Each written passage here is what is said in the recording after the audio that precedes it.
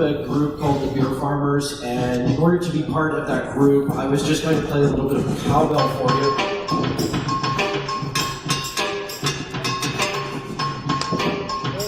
All right, so yes, there's going to be adult content in this, and we're going to try and figure out a few things about the security industry, the security revolution. At one point, I will be pulling out my phone because there's some important stuff that I have to say. It actually is coincidental that there's a picture of John McAfee on that particular slide. So yeah, get ready for that. So this presentation is really about it must be like you're getting a tan in the front row here from this slide. I should use maybe a gray background. Anyways, so a lot of the research that I do talks about industry trends. People ask me what's going on in the industry. Sometimes I come up with something that might actually work, and some ideas behind the new fresh hell that we're all finding ourselves in. So the bottom line here is when you start looking and digesting the stats, we're really on the wrong side of the equation in cybersecurity for actually trying to win. The fact of the matter is that the attack surface is set to add another 10 billion devices, despite crazy security spend by all of you in the industry. Profits for cyber criminals are set to almost double to $6 trillion. That's an awful lot of money, okay? And, we also have a major problem that is kind of an elephant in the room, and I'm not going to talk about the elephant in the room, which is going to be what happened to me on Twitter last night, because we're all going to really enjoy that part. The bottom line here is that we have a situation where there are going to be not enough people. Right? It's going to be like an episode of The Forgotten Ones, right? Where, we won't have the people. Now, some people point to AI and machine learning as that this is the panacea and that we'll be able to multiply our capability. The problem with that argument is that the AI and machine learning tools that we have right now aren't going to adapt to the new reality on the ground. So we've had some really bad moments, and I'm not talking about bad moments with Equifax or BA or the TV licensing people who are probably the most hated people in the UK. I tend to think of those as the people that failed customer service training at border security and they decided to go into TV licensing. Although there's some hilarious videos of them coming up to people's places, so definitely Google that on YouTube. Anyways, I'm talking about Eternal Blue. I'm talking about the attack that was then became the WannaCry attack that really suddenly went, oh my God, global cyber warfare is here, and we have a front row seat. The problem is that we had 56 days to deal with this attack, and we didn't, okay?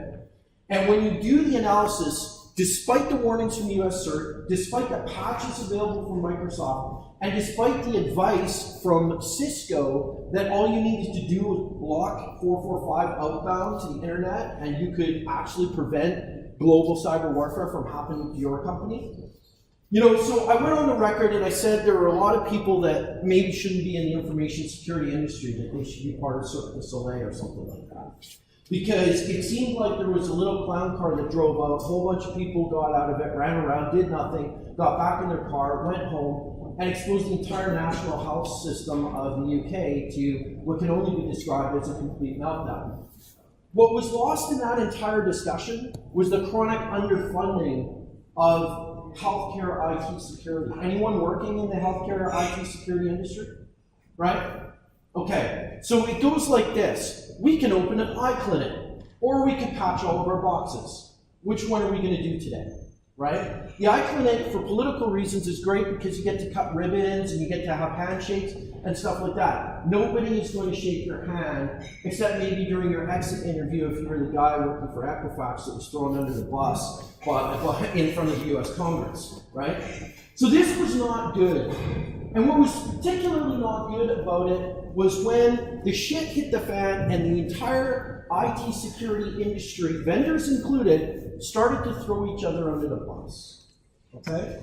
Started to really poke fingers and suggest that people were not at the helm of their organizations. The problem with that scenario is is that managers and directors are doers of the will of the company. So if your company doesn't take this stuff seriously, if their vulnerability management program is lacking, you're going to pay the cost if you're not careful about that and if you don't understand and articulate the risk. Now, we live in a world now where every business is subject to a random free pen test. Okay? You don't even have to pay for it. It's just stuff that happens. And what happens after that is the most important point that I'm trying to make here. It's that when you get to recover an organization, that's where you get to be a hero, because you don't get the hero cape or the hero tights, okay, for doing your jobs. Okay? It's only when things fall apart that we actually get, appreciated because we put them back together again. And really what we need to do is move away from the philosophy of hating the victim and hating the criminal. I see a lot of, those users. If it wasn't for those users, we wouldn't be making the salaries we are. We wouldn't be living the type of rock star lifestyle that all of you are in information security, right? I like that story. That was perfect. So, when I think about all of the security incidents, barring, I'm going to say, gross negligence on the part of the business, it comes down to this. 75% of the shit that we're facing is coming in via email. Full stop, period. That's it. So if you go to your organization and say, I can improve your cybersecurity capabilities to prevent, and I need some money, and we're not talking a ton of money. We are not talking a ton of money. If you're paying more than 2 or 3 pounds of mailbox for email filtering, you're probably using a really expensive product that rhymes with UDA. Okay? So when we think about what the attack surface is, it comes down to this. Whoops, let's go back. It comes down to this guy, right? Email and web filtering. It's now becoming absolutely mandatory, and if those critical controls are not in place, okay, forget about vulnerability management for a second, okay? I know it's important, but hear me out on this. If you have in place defenses to prevent stuff from even making it into your organization, okay? This seems to me like the way to invest the security dollars combined with user awareness training, which is almost free. So to harden your organization, I suggest trying to push your attack surface out. Right? Try to prevent as much as you can from actually getting anywhere near the users. So, all right, this thing is clicking. So security vendor promises and a security product failure. I don't blame the vendors for this. We've kind of given them an impossible task. In fact, a lot of us want to buy the blinky light box that protects us from all the bad things. Wow, is this thing ever kind of, whoops. Okay. Do you have a battery problem maybe? Or is it in music? Yeah, probably my battery. A pep cap. Okay, I want to go back. Okay, so this is the one. So I do a lot of tweeting, and we're going to talk about how you get in trouble with tweeting in a moment. But I came up with this idea of this chart based on hurricanes of what happens when the meme machine starts generating.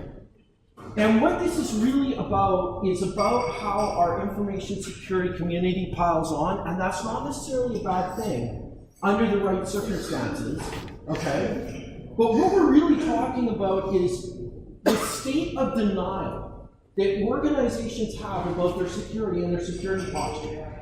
Because what they feel is like a white hat researcher is actually a black hat researcher and wants to extort a ransom. And the reality is that in the information security, the bad guys are actually the minority. Okay, the bad guys are actually minorities, so keep that in mind. There are a lot of researchers out that literally just want to make the world a better and safer place, especially when they happen to be customers of that particular service, right? Like we all are for the TV licensing people. And their denial that, sending your banking information over HTTP was secure was, ludicrous. And they got called out on it. And there were some great researchers. And finally, they put their website down and then set it up so it now redirects to HTTPS. Minor victory. But the cost of trying to get there was extraordinary. So, I'm going to tell a little story here. So, Scott Helm. You guys familiar with Scott Helm? Yeah, pretty good guy. So, I'm on my laptop, and I'm going to the ICO website one morning, and my Avast, which usually, captures not very much, goes berserk when I hit the ICO website. It's got a crypto jacking JavaScript on it, all right? Came from a third party. So anyways, I was like, okay, is it me? The first thing was, is it me? So I DM'd Scott, and I said, Scott, take a look at this website. And he's like, holy shit, we have a major, major problem. Now, what you may not know about that story, and it came out in TechCrunch, and Scott was on the BBC, and it was great because he is in private practice, and that's super good. What your employer does not want to see is your security ass finding something on the ICO website that's bad on the BBC. That's not something they like to wake up to in the morning, okay? So the point here is that I went into the community and said, I need to validate my findings before this is going to all blow up. We actually tried to get a hold of the ICO on the weekend. We tried the NCSC. We left a message. Nobody got back to us. So we were left in this precarious situation where about 1,300 to 1,400 websites were affected by this plugin. It was the Browse Aloud plugin that allowed people with a hearing impediment to be able to interact with the website.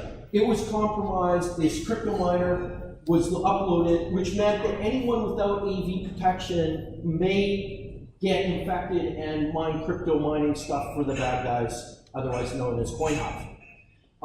So we went through that process of trying to contact the vendor and couldn't get a hold of them. So what did we do? Well, we blew it up on Twitter, and it solved the problem. But the problem is that we can't do that every time. What we're finding is that there's now this situation where, and I was talking to Ray Redacted, who's going to have some great words for you later on tonight, about this, where we're trying to communicate, but saying to someone you have a shitty website and it's affecting everyone is maybe not the preferred way to communicate that. And it's not surprising to you that all of us in information security may not have the closely honed information communication skills, right? So I myself and a lot of others are starting to think about we need an intermediary. Because when we find bad stuff, the folks that find it sometimes aren't able to articulate the importance of getting it fixed as easily. So, enter like bug bounties, enter responsible disclosure. And I'll talk a little bit about that in a moment. So this is kind of a fun thing that I put together to try to describe how poorly, in a lot of ways, an information security incident is handled. And I love the fact that we're fighting it with comedy and memes. I think that's super important, because this job can be super depressing. Which moves us on to this. Now, I told you this was a really important thing because, as you probably are aware, ask Cyber Gibbons, he might have, discovered a certain wallet that had some vulnerabilities in it. And it exploded on Twitter. And last night, I made a very dumb move. And I apologized on Twitter for this move, because I called out one of our beloved in the information security community as being closed and unapproachable. And I was corrected. That's the beautiful thing about the internet, is there's always somebody with an opinion. The important thing that I realized from that particular mistake is that although I might have had a valid issue, I chose language that could easily be interpreted as a personal attack. Right, so don't drink and tweet. That's rule number one. Number two, when criticism comes your way, don't like it. So this is the other thing. And I was naive about how the internet worked here, okay? And my naivety was certainly brought to my attention. So there's this thing called the passive-aggressive like. Okay? Don't know if you're aware of this, but if somebody calls you a shithead online, and then you like that because maybe you agree with them that you're being a shithead, they go bananas. Okay? It's kind of like trying to put out a fire with napalm. all right? Now, I gotta credit a few senior members of the information security community because I was like, oops, I really stuck my dick in this hornet's nest while these hornets hurt.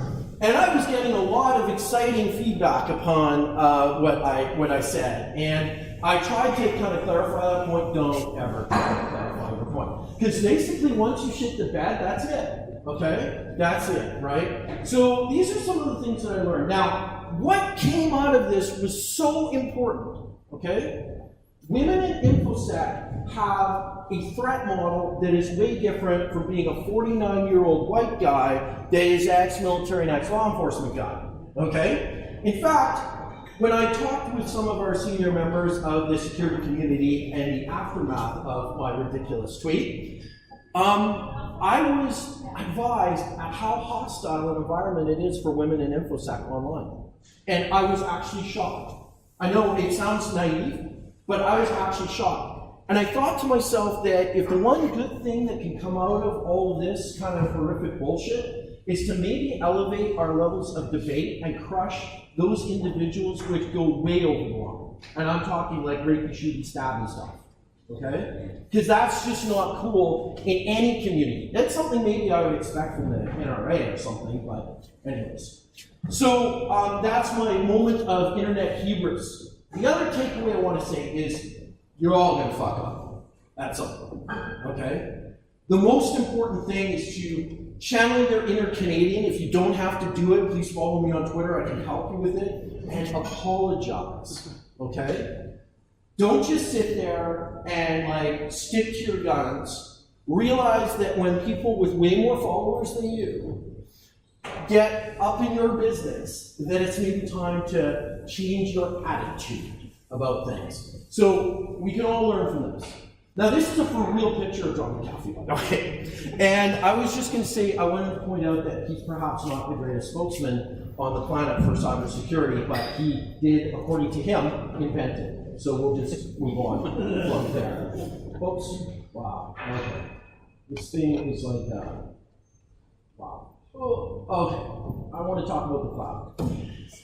Wow. What am I doing wrong? Maybe I just got to top it like really lightly. Okay, so cloud migration projects.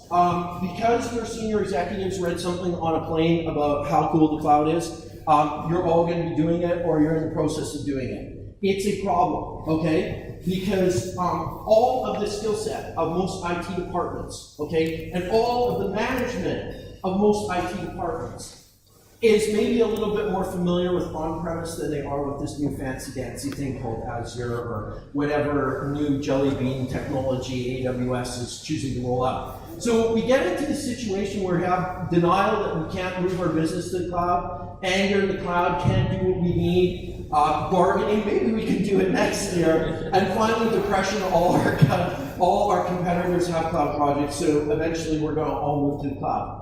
This is our major problem. 94% of the workloads, according to Cisco, are going to be all up in the cloud by 2021. Okay? Think about it. We're at, what, 2018, and half that month is shot just listening to me about social media and the dangers of it. We're now here at a place where our businesses want to move there hard and fast. Okay? And this is a problem from a security perspective. Okay? So, the time hop breach. Who's familiar with that one? Anyone? Anyone get their awesome email describing exactly how bad it was and how quickly it was? Shit happens way faster in the cloud. Okay? In the small, medium business, generally, if 20, 30 gigabytes of data is being poured out of the business, you're going to get users calling, how come the internet's so slow? You know? And you go in and you see NetFlow and you see, wow, we're sending a lot of packets to Pakistan. That's probably not good. We don't have any customers in Pakistan. That's a problem. Anyways, this was really interesting to me because it took 2.5 hours. No multi-factor authentication on a dev's workstation. Once the bad guys jumped into that, they got up into the cloud, they were able to exfiltrate that data as fast as the cloud can move. So this is the problem too that we have, is that our traditional response times when you're dealing with cloud incidents are way up. are hugely up. We need to get way faster at this, right? And be on top of it. And this is the big why. This is the big slide that I like to show executives and say, hey, you have a problem because 56% of the executives are like, oh yeah, we're already migrating to the cloud, man, it's going really well. And the actual IT directors in charge of making that shit happen, only 35% are like, oh, you know what, we're getting there, we got some problems. We need to fix this communication to the C-level suite, and we need to fix it fast, because if you don't fix it and things fall apart, they're going to be coming at you, the doers, right? So this delta to me is one of the most important metrics that I have to say to a business, listen, this cloud migration stuff has to move quicker and we have to communicate about it. And if it's not going to happen, we need to be able to articulate what the resources are that we need to make it happen. There's a lot of head in the sand when it comes to these migrations. And this directly impacts our ability, okay, to defend, because 53% of our companies look at cloud as being like, oh yeah, well, we're just going to do cloud and we're going to do our on-premise and we're not going to add any budget or resources to the security team, right? Yeah, that's shit, okay? That's like a recipe for failure. So either help the business get to the cloud as fast as possible and get the right tooling in place, or, you know, stay on-premise, whatever. But if they won't give you the tools and the resources to get it done safely, try not to do it. So I feel that this hybrid situation that we have right now is what's causing most of the grief in information security today, okay? The issue is how many here are doing multi-factor authentication to cloud right now? Okay, all right, so what's the excuse for everyone else, right? Honestly, the multi-factor authentication would have stopped that time hop breach from ever happening, right? That's the new reality. So the problem with a lot of the IT departments that you're working in right now is you've gone with layered defense, you haven't changed it because of this cloud stuff, right? Now the nice thing is you have a partner in all of this. You have the accounting department, because in SaaS, software as a service, the licensing model for that is basically pay as you go by user, right? And the accounting department would be like, hey, can we get rid of this user account? Can we get rid of this user account? The most important report I think IT can run today is that I haven't logged in 45 days. Guess what? I'm deleting your user, or I'm archiving it, or I'm disabling it, or something like that. So that's the kind of thing that I'm talking about, that we need to change our paradigm with the standard protection, and repair recovery, because we're working at cloud speeds now. Now, this is kind of the thing that is really interesting to me, is that this situation will be tolerated until revenue is impacted. And how does revenue get impacted? Data breach, or some sort of failure. I just read a report that came out and said our major problem with cloud right now, it's not a security issue. It's actually a user-driven issue because it's all new. You were told, put these applications in the cloud. You weren't told how to do it safely. You didn't have time to do the AWS Security Architect course, which the business would be like, oh no, we're putting off training for another year. But you're asking me to put this stuff up in an S3 bucket, and I don't know anything about S3. So, yeah, invest in scalable technologies and skill set development to facilitate this transition to cloud. That is the one big takeaway, other than my apology earlier, that we should have. And this is what the new looks like. What's at the top of the list? Cloud security, right? The problem is this is really difficult and ephemeral. There's not a lot of certs on cloud security out there. In fact, there's a few out there, but it can't actually, the certification that you get in cloud security today may not even exist when Amazon rolls out its new tools and new setups, right? Like, who's using Elk? Elk, okay. Do you know they're going to be upgrading Elk and they're going to be coming out with a new version of it? Yeah, we were new one about 3 or 4 weeks. Right. So, you know, all of a sudden they change a slider bar and your stuff is publicly available and no one tells you except that really nice security researcher that finds all your medical records. Anyways, so this is what I'm saying, is that these skills here, if you got MAG firewall skills, if you've got, you know, endpoint, vulnerability management, the problem with that stuff is it's taken for granted. in your organization. Where what you actually need is all this new stuff. All this new stuff. All right. So, 51% of companies publicly disclosed at least one cloud storage service in the past year. Half. That's because they didn't know any better. In fact, when I was working at Ladbrokes Coral Group, I found a whole bunch of our invoices from a construction manufacturer. It was brought up on one of our threat intel feeds, and I'll get to your question in a second, all of their invoices were exposed. Not just the ones for me, they had like 15,000 invoices there with signatures and the GDPR nightmare waiting to happen. Go ahead. Up until April, this was actually Amazon's web view. They had 4 buttons, one of which is essentially make public. As the top one, essentially meaning that either it's public or public anyone's Amazon credentials.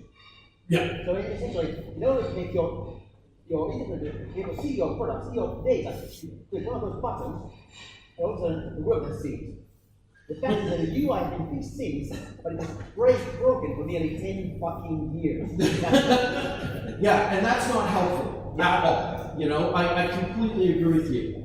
And so, cloud defense, it's something that we're beginning to see, or something that we're beginning to talk about. A lot of stuff, in terms of like things that you can do, is monitoring based, but also key rotation. Okay? In a lot of cases, these keys are sitting there for like 90 days plus.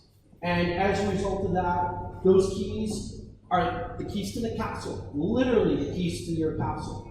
So start thinking about the type of rigor that you apply to leavers and new people to those access controls in the cloud space. And try to figure out how to get in, you know, with something maybe not super expensive, but even open source solutions to do the suspicious network traffic. I like to laugh that, you know, basically there's a lot of places in the world where your data shouldn't be, and it's pretty easy to guess where they are, right? So think about a little bit of network traffic analysis and those vulnerable hosts, right? The actual OS layers. You know, and I've been in these organizations where you go to DevOps and you, okay, I need 3 servers for this project. They spin them up. There you go. Well, they're not patched. They're not updated. They have an ancient version of PHP on them, or they are set up and, you know, it's Apache and it's default credentials, right? It's like, that's not good at all. I need somebody to like do this. So think about that a little bit. A lot of the attack surface that we have is because we've driven ourselves to the point where, you know, we've somehow suspended the traditional rules that we had when we did a server build, right? So I want to just go through this model. So this was a model that CompTIA came up with. They're the first, you know, folks that do Security Plus. I sit on their faculty and I can teach this type of, the various types of certificates that they have. The point that I'm trying to make here is that a lot of businesses now are trying to push themselves into the advanced category without actually going through the foundational or the comprehensive piece.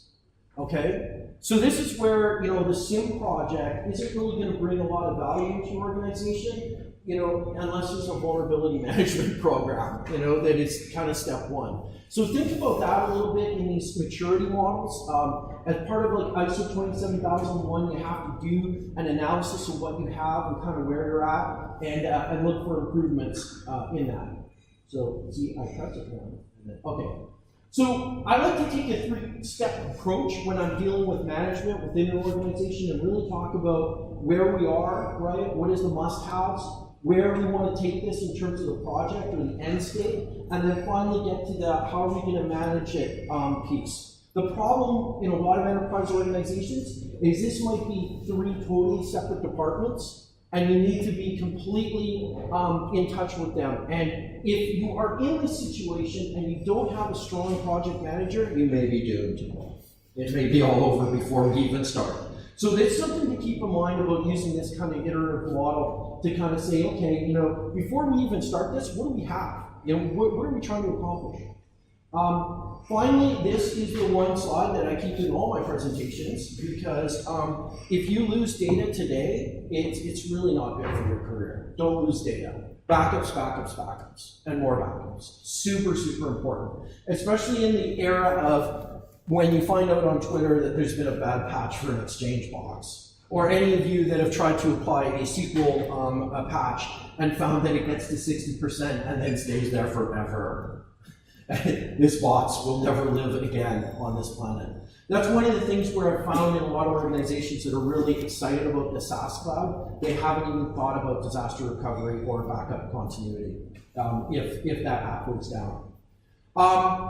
This is the one scary slide that I like to put in there because this was the settlement for Seagate. Some $57 million Seagate had to pay because the super cyber sophisticated attack was somebody called up an administrative personnel working in payroll and said, please email me the W-2 files, which are American tax files, for everyone that ever worked in the company. Okay? And guess what? She did. Right? She thought it was a CEO. She thought it was legit. Well, it turns out the cyber bad guys in this particular case immediately turned around and exploited it. And Seagate had to settle for like they settled for 5.7 million, but had to pay out 42 million in credit monitoring and insurance and compensation for those folks that had credit history damage and other things due to the bad guys.